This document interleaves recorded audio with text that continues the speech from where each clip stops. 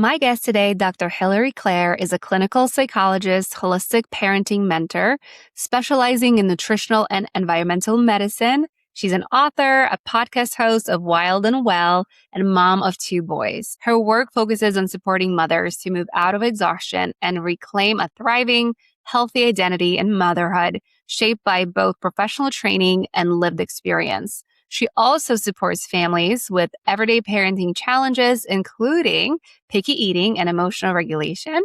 And she is the author of 3 books, with a 4th on picky eating coming soon.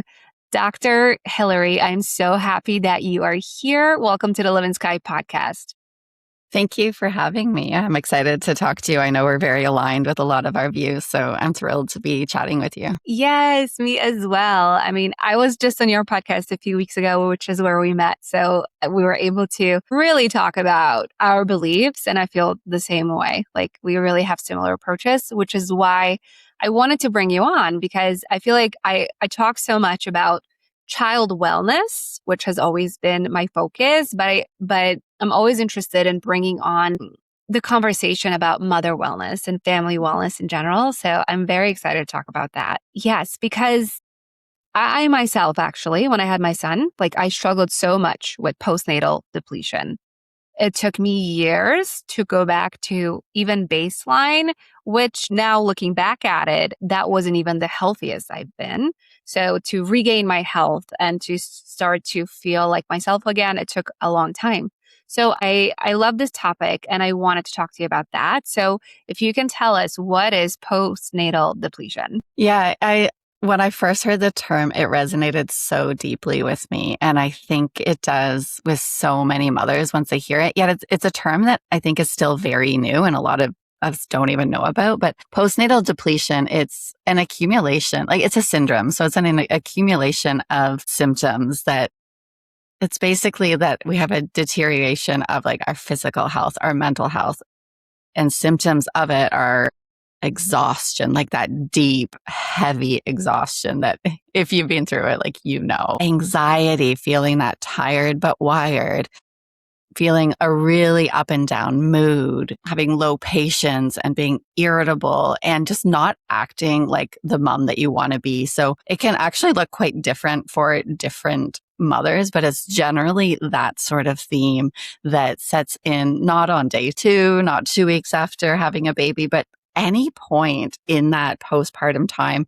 And postpartum can go on, like it's years, right? Like this can still affect us decades later if we don't address why we are depleted. So it's a really big thing. And I think almost the term being postnatal depletion, people think it is only, it's something that like I feel tired in those first few weeks or months postpartum. Like that is maybe the start of it, but it's something that can affect us just forever and set us up to have real health issues down the road.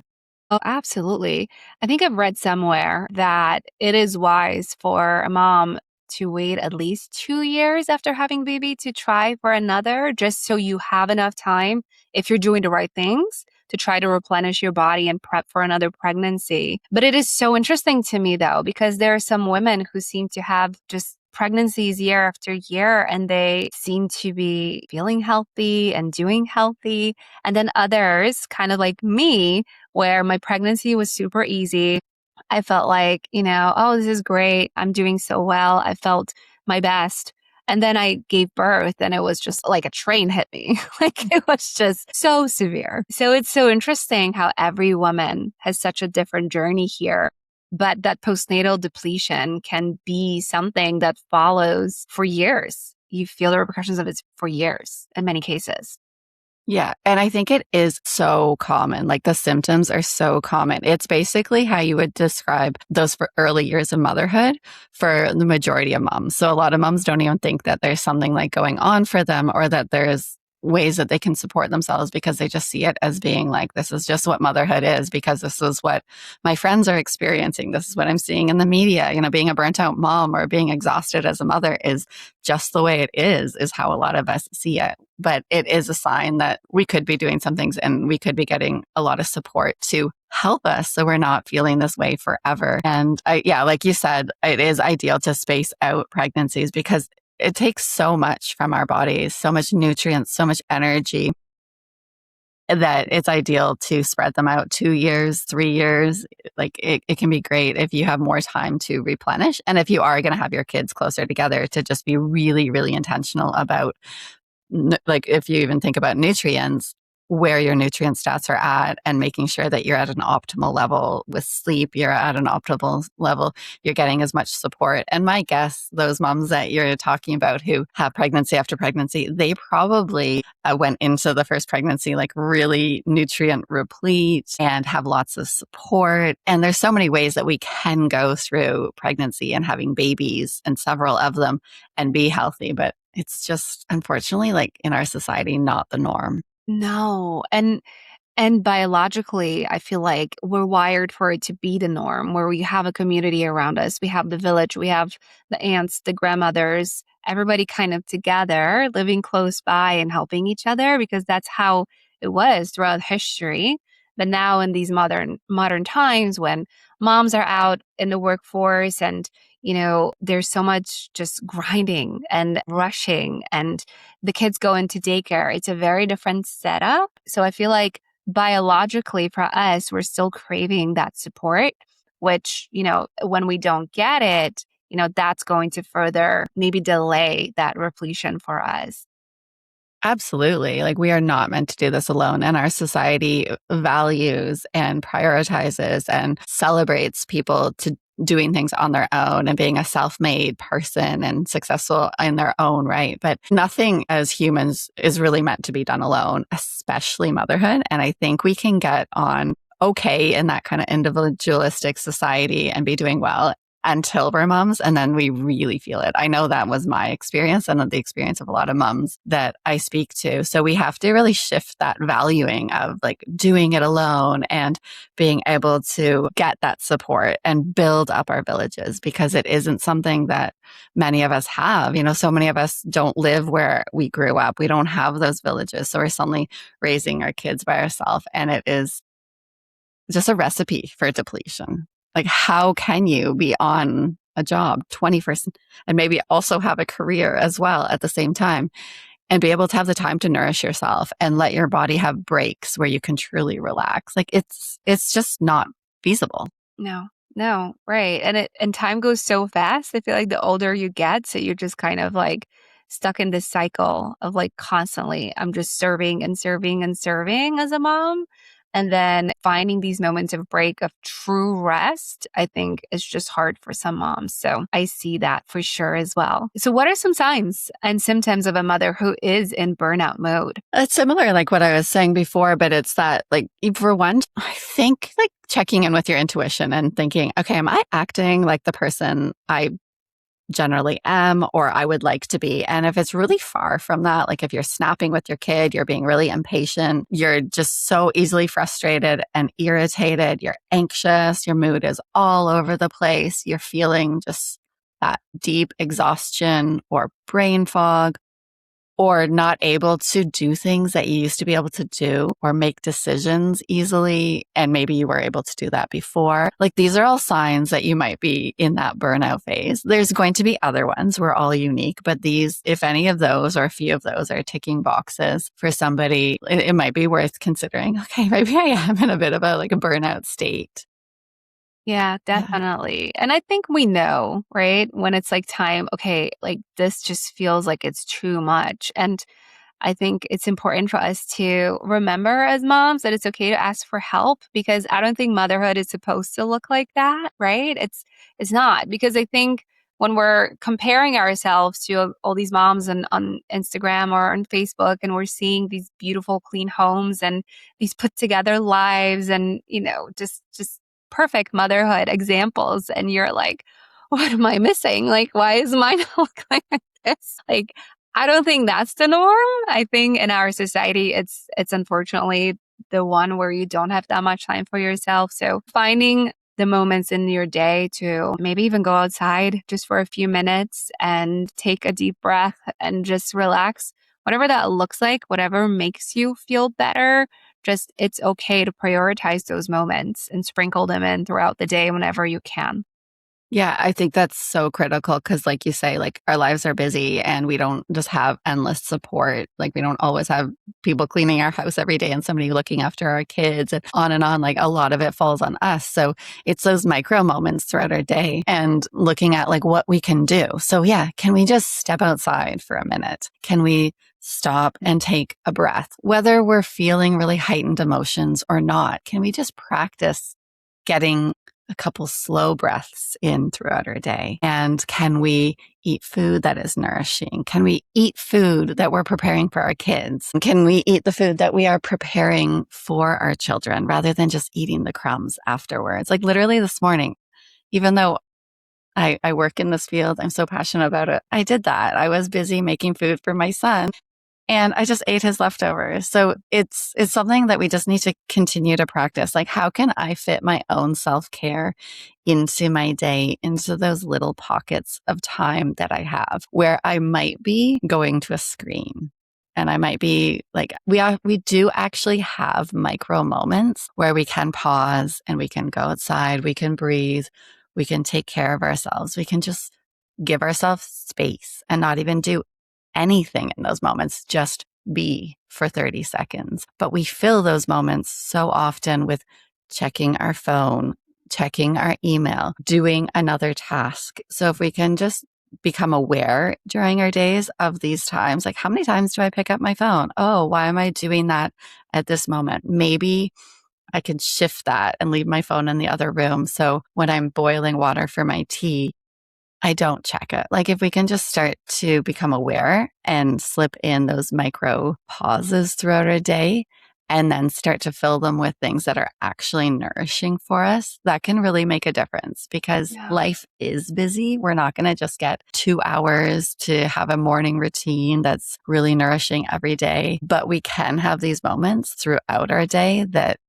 is enough to take care of us. Oh, absolutely. I love that. And I also find, and this is just my own case study, but when I don't sleep well, I find myself looking for these quick fixes of dopamine more often. So I'm constantly, without even thinking about it, like I'm just sitting here and I'm so antsy and then I'll turn on Instagram and I'm like, wait, like how many times do I do that during the day? So I love that because I think when you're conscious and you're thinking about your own actions and your own needs, you can maybe swap that out. And instead of being here and not really getting much done, and when you can, go outside for a few minutes, right? And there is this study that was talking about what happens to our bodies when we are constantly inside, because biologically we have not evolved to be inside all the time, right? Biologically, our body still is craving to be outside majority of the day. So it's actually almost as stressful as being at war when you are inside all the day. So think about what's happening to your nervous system when it thinks you're at war. How are you supposed to come down and have these like moments of clarity and to heal if you are struggling with postnatal depletion, if you're constantly indoors and your body is in fight or flight? Like it's just not going to happen. Oh, it's just not going to happen. Yeah. And especially like you're indoors and you're probably the primary caregiver to somebody who needs you and you're probably alone. So that is just like all three of those is quite a strain to be continually in. So if you can just shift by being the primary caregiver and being outside, and even if you are still by yourself, that changes so much. So much. So much. We crave it biologically. We need it. Our body needs it to know how to regulate itself, right? Because it gives us all the inputs we need to know, okay, is this time of the day? These are the hormones I need to be producing. These are the processes in my bodies that need to happen right now. When we're taking away that signaling from outside, things will further get distorted within our bodies. So it's just such a quick fix, even if it feels like it's such a big undertaking. How do I even get all this stuff outside? And like, what about if my baby's crying? It's going to be great for you and the baby to be outside and have that nervous system reset and a whole body reset, really. Yeah. And it, like you say, it's great for you and your baby. Like it's my number one parenting tip Me is too. get Me too. outside. Yeah. Yeah. And it's for yourself and it's for them. So all those benefits that you just were talking about, that's not just for you. It's not just going to like help your nervous system and your circadian rhythms. It's going to help your child. And then when your child is more regulated and is sleeping at the times when we're meant to sleep and is energetic at the times when we are energetic as well and we're meant to be, parenting is easier, like not just in that moment when you're outside, but that comes across the whole day. So it's such a good strategy. Yeah. And getting outside doesn't have to mean like you're going to some national park and you're going for a hike or you're going camping for weeks on end. Like, great, do that if that works. But it can also just be open your door, walk outside in the morning for a couple minutes, Yeah. or take your kid to the park. Like it doesn't have to be a big thing. It can be really small.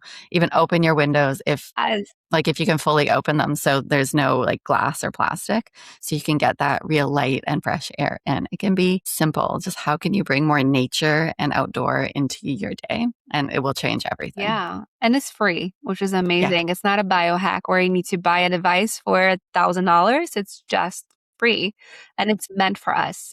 It's here for a reason and it's meant for us to regulate us.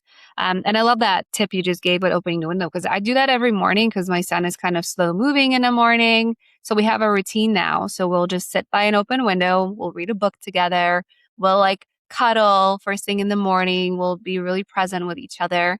And it's like one of my favorite parts of the day, just having those moments with him. So I think if it feels overwhelming to get outside, just even doing that can be very, very good for you. Yeah. So, what are some causes and contributing factors to postnatal depletion and mom burnout?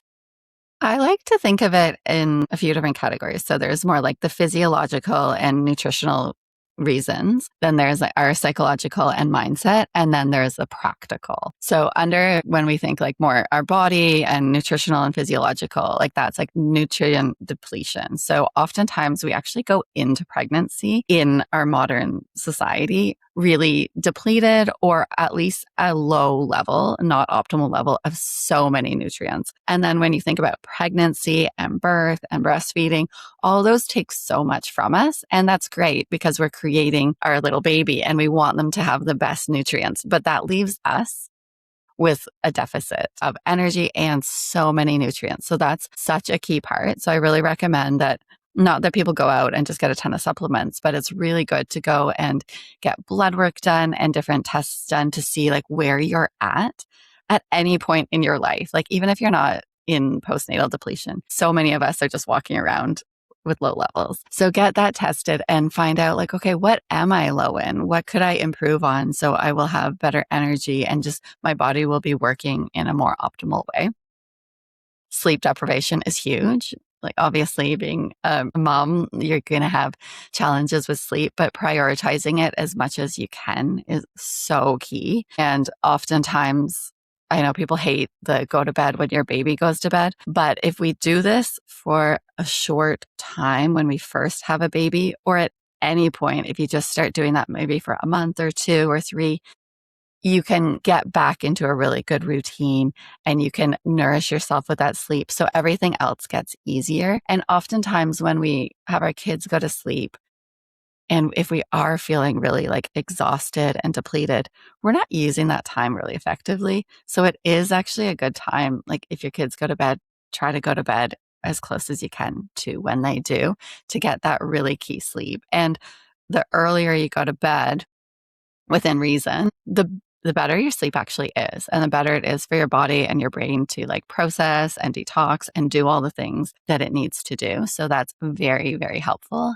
And babies often tend to sleep better in those first few hours anyway. So you can have like a less disruptive sleep. There is also like how our gut is. So do we have leaky gut or do we have gut dysbiosis? This can impact us because there's so many women who are taking supplements, they're eating amazing organic food, but maybe they've had lots of antibiotics in the past or pesticide exposure before, or so many other things that have impacted their gut. So they're not actually absorbing all those nutrients that they're taking in. So that's really, really key to look at. And postpartum, our digestion changes so much.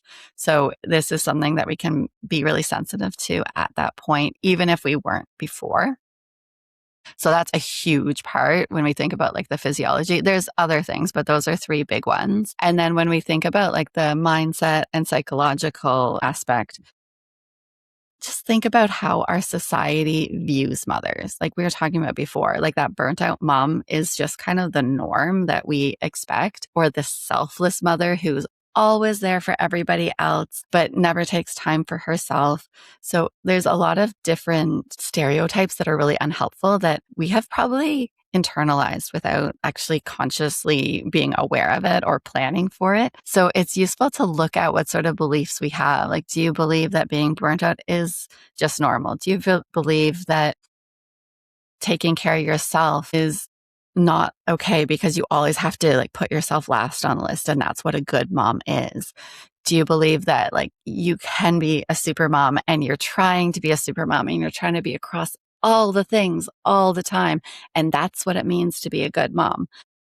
And there are so many other beliefs that can be unhelpful and keep us stuck in this exhaustion and depletion and burning ourselves out. But those are three that are kind of like general big ones in our society. Even being like a perfectionist or type A personality, those may have helped us in the past, like climb the corporate ladder, done well at university, done well in our jobs, and so many different ways, even in athletics. But as a mom, like your job is never finished at the end of the day, and you can never like attain the A plus. It's so that can lead to burnout too if we think that if we just keep pushing ourselves in that way and not prioritizing rest. So looking at that, and you can't be a perfect mom, and our kids don't need us to be perfect. So if those perfectionist tendencies are something that somebody listening is like thinking, okay, yeah, maybe that is me. Like we can't be perfect. Our kids, it would be a detriment if we were perfect for our kids. Let's just say being good and good enough is good enough. And then there's also the practical side, which is huge. Like we don't have a village. So many of us are just siloed in our houses, raising our babies by ourselves with partners who went back to work maybe immediately.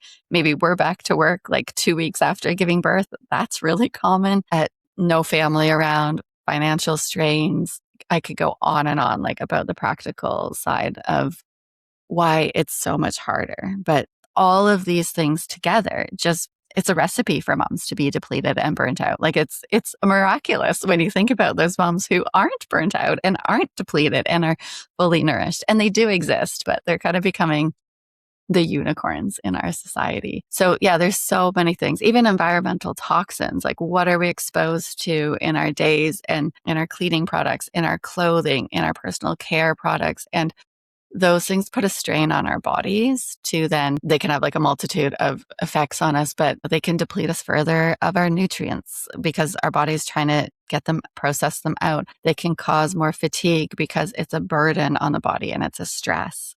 So many other things. But those would be some key reasons that it's really common, unfortunately. Yeah, it is because I love what you described because it's a very holistic view at the life of a mother or an expecting mother, because you really do need to look at it from all these angles, right? Because unfortunately, we live in a very toxic society. So we are constantly bombarded with chemicals and all these things that are naturally depleting us in many different ways, or there's some bad bacteria that gets in the gut that then unfortunately affects our health as well. So we are constantly having to go against that in most areas of the world. So that's why it is so important to think about all these areas to see like, okay, well, how am I doing with my gut health? How am I doing with this?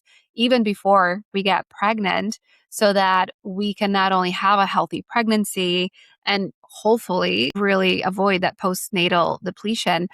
But another thing that I'm noticing is that when the mom is not in quote unquote perfect health or a really good health before she gives birth to the baby, she passes that on to the baby, right? So whether it's the microbiome that you're passing on whether it's just different nutrients and minerals that you have or you're lacking, even though your baby is perfect in so many ways and hopefully healthy when they're born, later on, they can actually develop a chronic disease because they are born from not kind of the perfect health condition. And that's what I found with my son because he's struggling with picky eating and some other chronic things. And initially I thought like, okay, well, he has such a great background. He was a home birth. He was so clearly a vaginal birth. And, I felt so good during pregnancy and everything was so great. But I learned later on, I did not pass on a great microbiome. I did not give him all the birth microbes he needed because I myself didn't have them for various reasons, whether it was antibiotic use earlier in my life. It's been years since I've had them. But all these things, if you don't replenish, if you do not know how to rebuild, unfortunately, you're going to pass on. So this is why it's so important, not only to avoid postnatal depletion and to just be healthy, it's also thinking about your children when you are giving birth. Absolutely. And I think like through the work I've done with moms for years, we need to value ourselves and prioritize ourselves and take care of ourselves, but we often don't. Mm-hmm. But if we look at it from that point of view of like, if we do this for ourselves before we get pregnant, while we're pregnant, even in postpartum at any point of motherhood, if we change these things for our own health, that's going to have a huge impact on our child. Suddenly, we're more motivated to do it. So I think it's such an important point that you bring up that, yeah, if we do these things for ourselves, our kids benefit. And then when our kids are healthier and more vital, then parenting is easier. And then it gives us more time to take care of ourselves and take care of them better. And we can switch that cycle from being us all just being stuck in chronic health and exhaustion issues to flipping it. And yeah, if we can do that before we get pregnant, amazing. But it's never too late to change it. It's just easier to do that beforehand if we have the knowledge and the support to do so.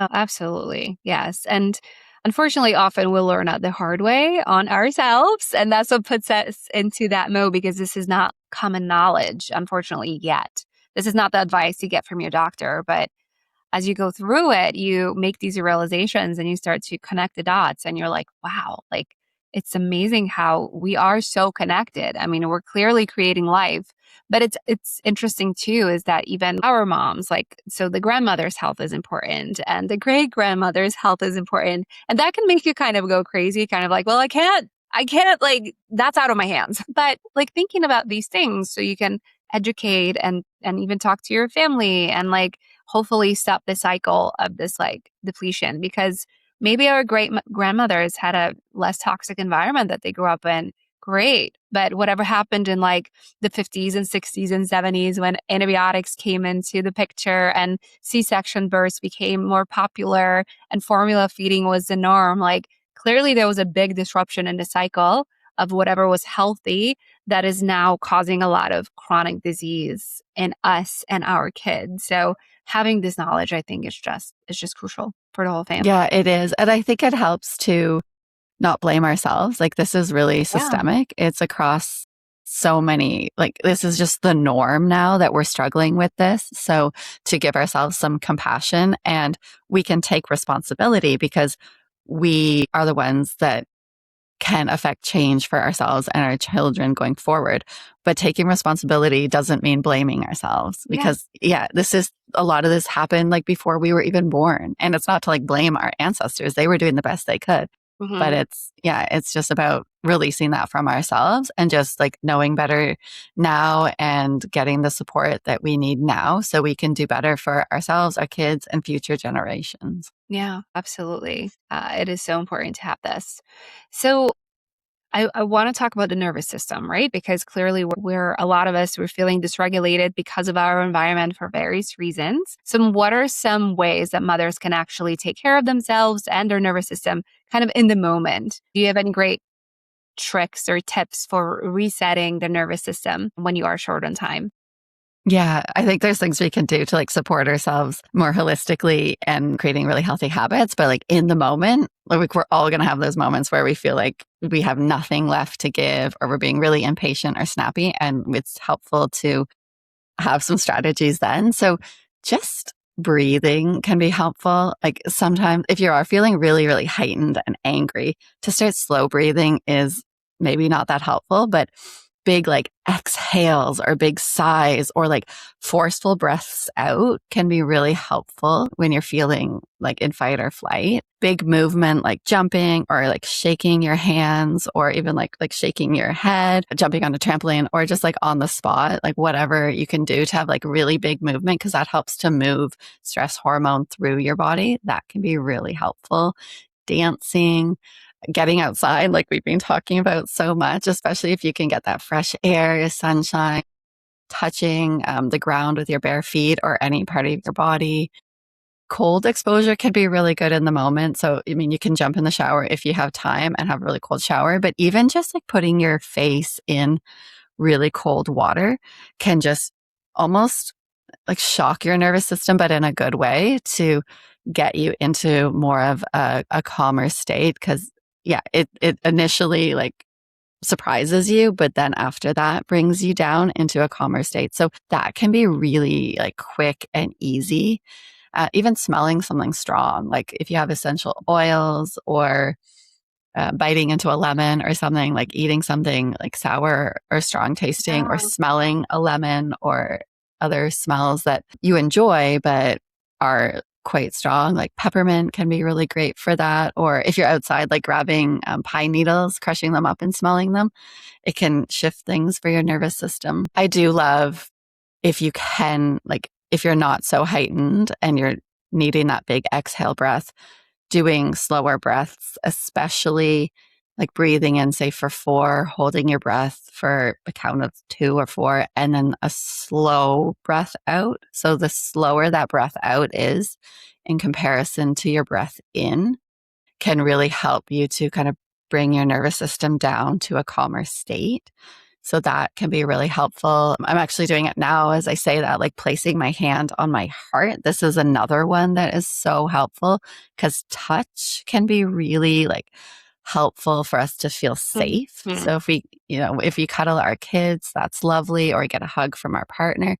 But sometimes we don't have access to that. So just putting our own hand on our heart, like I just feel that immediately when I do that, right? It just kind of helps bring you down a little bit. Singing and humming are actually great. I didn't realize this for the first couple of years of my kids' lives, but I was always singing and always humming. And it wasn't something I was doing prior to having kids. And then when I realized that this is actually really helpful for your vagus nerve and to help shift you into that safe parasympathetic nervous system state, I thought, oh, this makes so much sense because I was just always feeling like I had to be on and I had to be caring for somebody and I didn't know like what was coming next. So my nervous system was a little bit like fried and just constantly stressed. But being able to like hum and sing just like told my body like, oh, you're safe. You're able to sing and hum and actually like activates or tones that vagus nerve. So yeah, that is huge if you can do that. And a fun thing to do with your kids too. Like if, Yes. you can like put on music and dance or sing or whatever. All of those things are great to do in the moment. So if people are listening are thinking, okay, you just rattled off like 10,000 things, just pick one. Yeah. If you think I could do a big sigh, like that would feel really powerful and like really nourishing if I did that when I'm feeling really angry and about to snap at my kids, like do that. Or if you think, yeah, you know what? I have access to the outdoors really easily. I'm just going to step outside when I'm feeling like exhausted or feeling really heightened.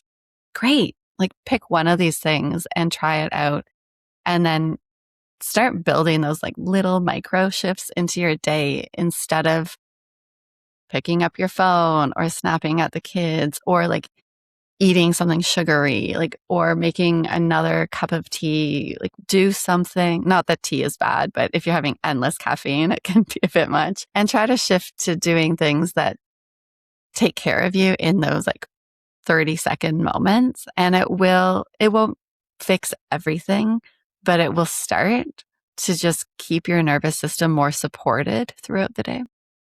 I love all these tips. I think they're fantastic and they don't have to feel overwhelming, right? If one of them feels overwhelming, then don't do that one. Do another one that feels achievable.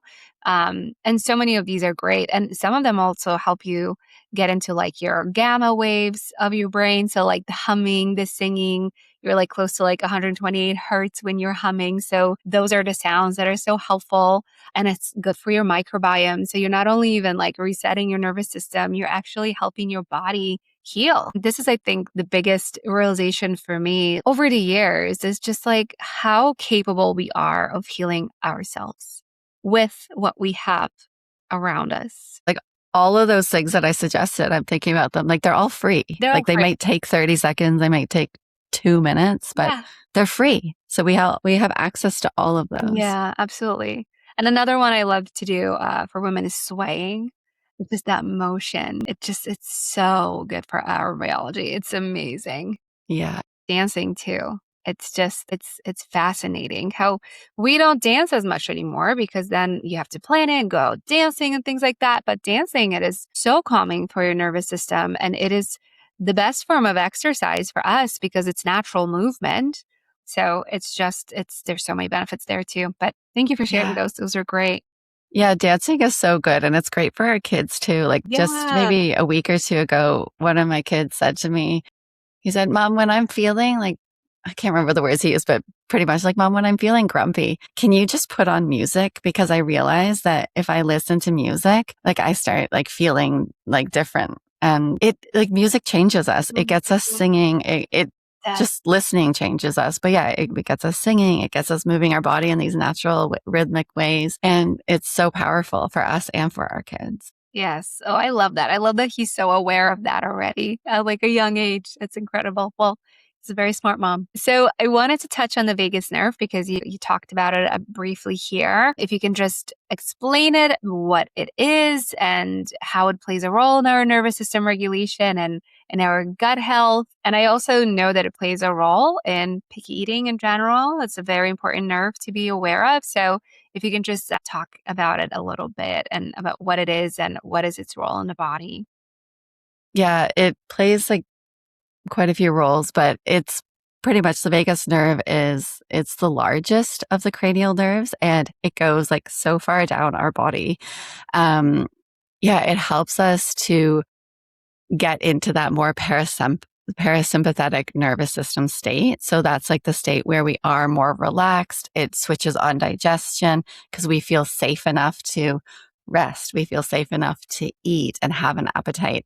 And it does even, like you were saying earlier, it does impact the gut microbiome. So our nervous system does impact our gut, whether we get stressed or whether that vagus nerve helps us to relax as well. So it is really supportive of our gut in terms of that. It even releases like helpful hormones like oxytocin and other hormones that help relax our bodies. It does work like without us being conscious, but there's so many things like all those strategies we were talking about before that actually help to tone and activate the vagus nerve as well. So it works without our control, but we also can have conscious control over like helping it do its job. So that's pretty cool because there's some parts of our body that we can't shift. And then there's other things that we can.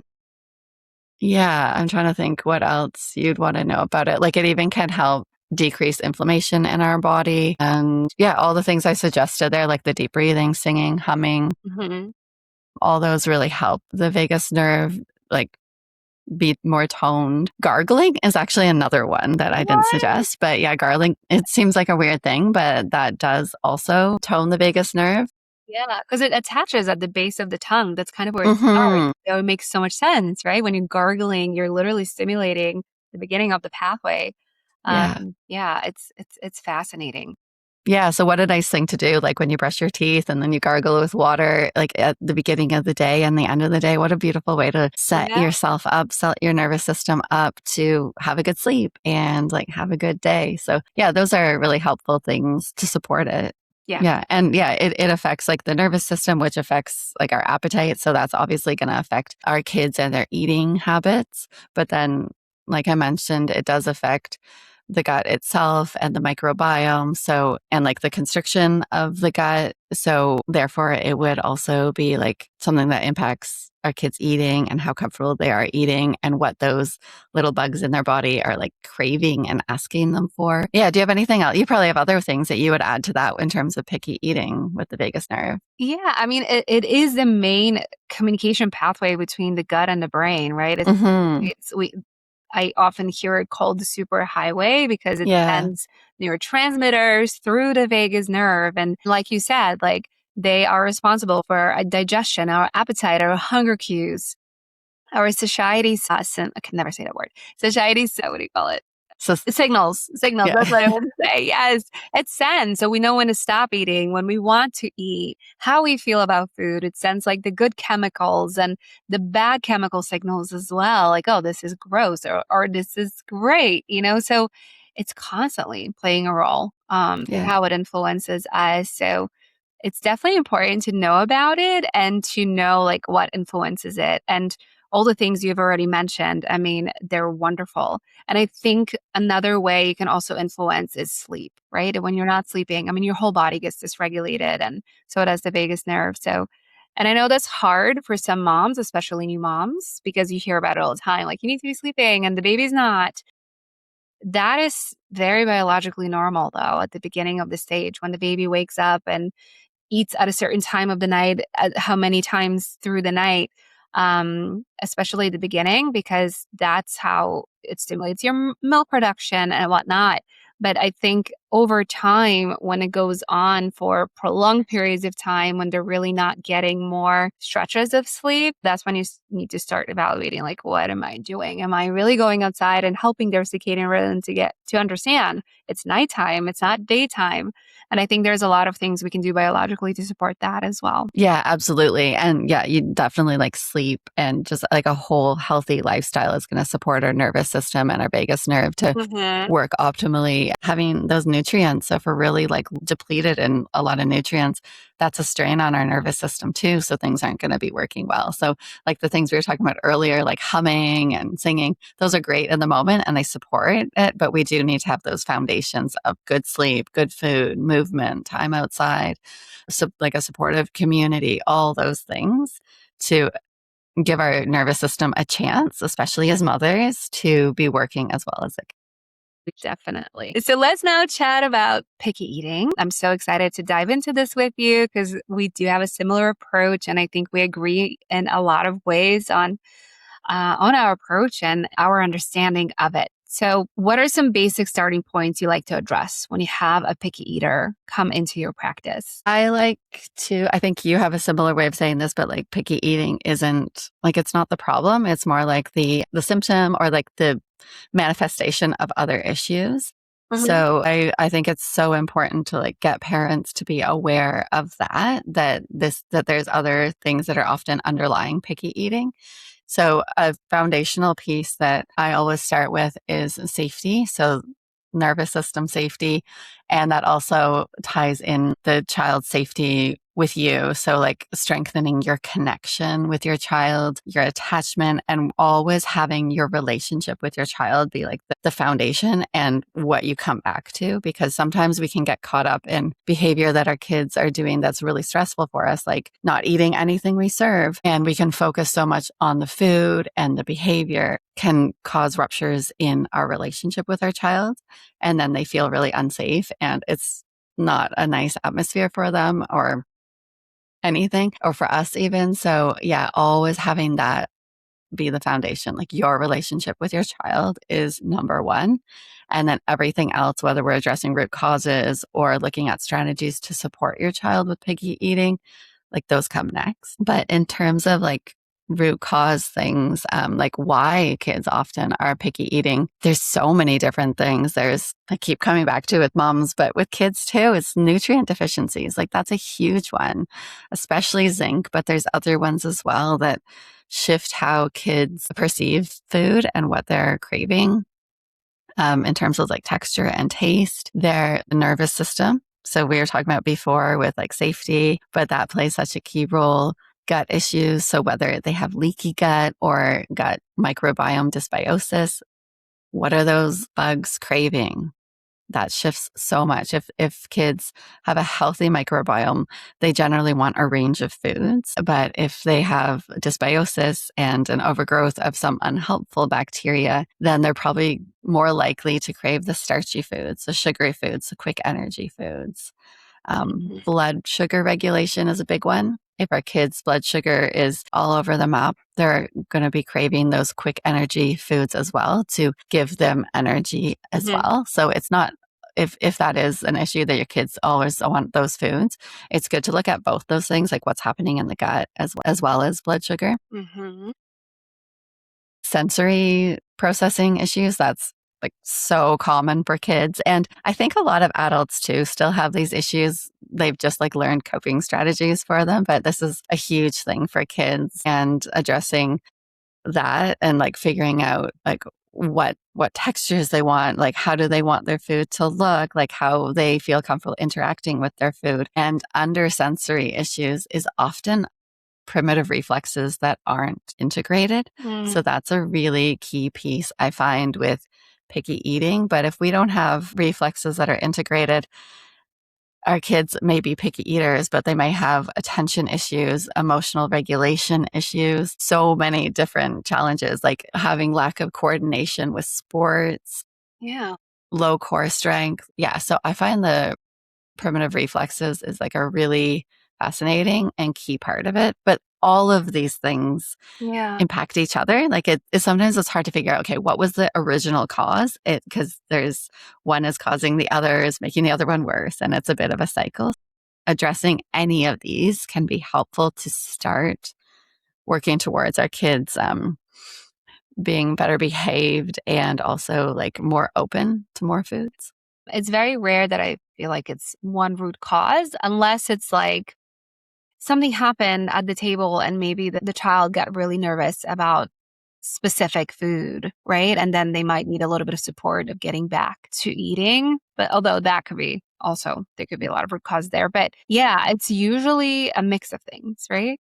So, and not to overwhelm parents, but I love that you talk about the first thing, it's safety. And I usually refer to it also like as connection, because once you connect with your child and you really get on their level and you start to notice things more and you start to listen more and you start to look at these things and maybe with this like more of a detective lens of like, what is happening? Why is my child struggling in these areas right now?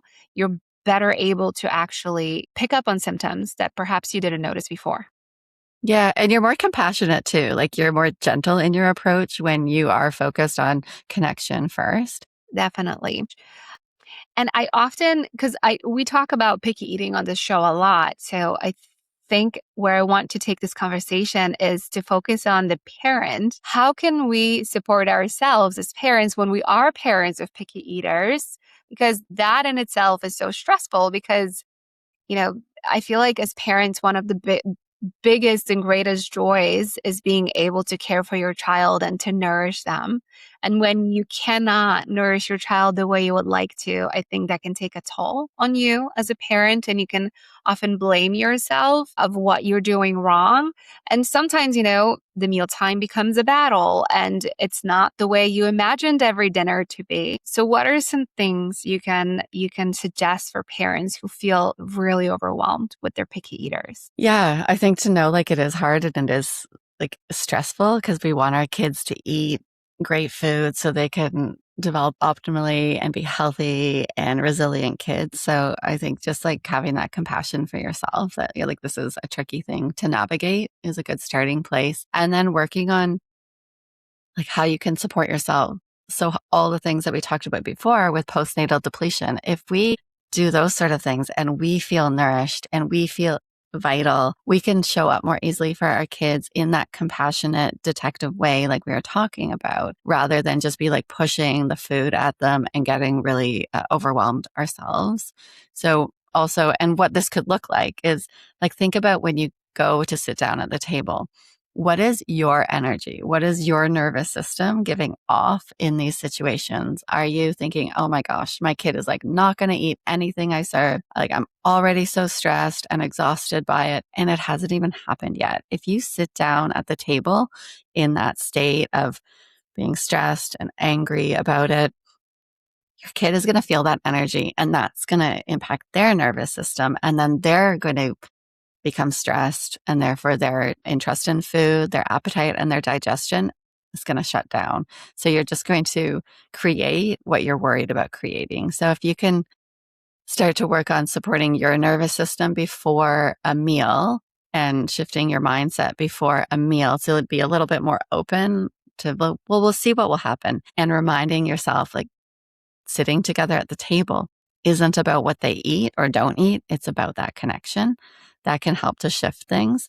So yeah, doing what you can beforehand and just being more aware of what you're bringing to the table with your energy can be really, really helpful. And that then impacts on like how you interact with your kid at the table and what you say to them. A friend of mine who is a dietitian, she has a strategy where she says, like, treat your child like a dinner party guest. So that can be a really good mindset shift to bring to the table. Like, you're not going to be giving a friend a really hard time. Well, why did you only eat 1 pea? I gave you 10 peas.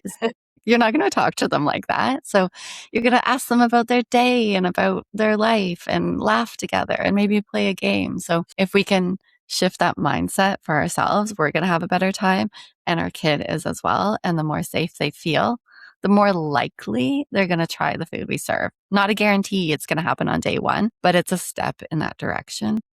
And then also like getting clear on our own hangups around food and looking at our relationship with food. And if we can do some healing around that, that could be really, really helpful, because even if we think we're hiding it from our kids, if we have issues with food, if we are a picky eater or have like disordered eating, or just like unhelpful ways around food, our kids are they're gonna see that, and we're modeling it to them. So if we can work on anything there that we have ourselves, that is just, yeah, that can be really transformational. That's not the case for like everybody. Like some people don't have that and their kids are still picky eaters, but it's just something to look at to see, okay, like what am I bringing here? How am I impacting my child? Oh, yeah. Because we are modeling to them.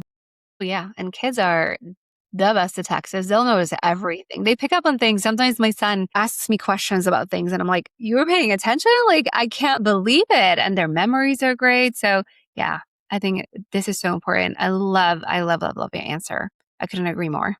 And I think it's so important to really pay attention to us and focus on us and then on your child, because it's kind of like this analogy on the airplane where, if something is, the pressure drops, like, and those masks come out, you're supposed to put it on first and then help somebody else, right? And it's so true. If you're not aware of your own kind of behavior that you bring and the feelings you bring to the table and into the relationship and to connection with your child, then it's going to be really hard for you to even observe like what they're doing. And when you are in charge and you start to make these positive changes at the table, it's a ripple effect for everybody else involved and our kids as well. So don't assume that it's going to be a bad meal. Come in with an open mind. And I think our kids can surprise us. Okay. So I have one more question for you. When you zoom out and look at the whole child, what do you think matters most that we often miss? Not to sound repetitive, but that connection piece. Yeah. Like it always starts there, no matter what your child is struggling with. If it's bullying at school, it's picky eating, it's tantrums, whatever, it always starts with your connection to your child, because that just makes everything easier for you and for them. And they need to have that safety and trust that you are there for them. You don't have to do it perfectly. You can make mistakes with it, but that you are there for them and they can trust what you are offering them, whether if it is a food or it is advice on something. It always comes back to that. So the more we can enjoy each other's company, the more we can show our love for them, the more we can like play together and have fun together. That's the number one. Where can people find you online? So my website is drhilaryclaire.com, and on Instagram and Facebook, it's the same, just Dr. Hilary Claire. And the podcast that I have, which you are on, is Wild and Well. So that can be found wherever you listen to podcasts. Oh, I love that. I can't wait. It was such a good conversation as well. And this was also, thank you so much for coming on. I love what you brought to the listeners, and I couldn't agree more with you. I love your approach. I love your style. So if there's any mom who needs the support, I couldn't recommend working with you. So enough. Like I feel like they should do it. So please go to your website, to your social media. I know you're very active on Instagram. That's how we met. So I think it's a good way to find you. And I'm going to put everything in the show notes below. Great. Well, thank you so much for having me on. Of course, thank you for coming.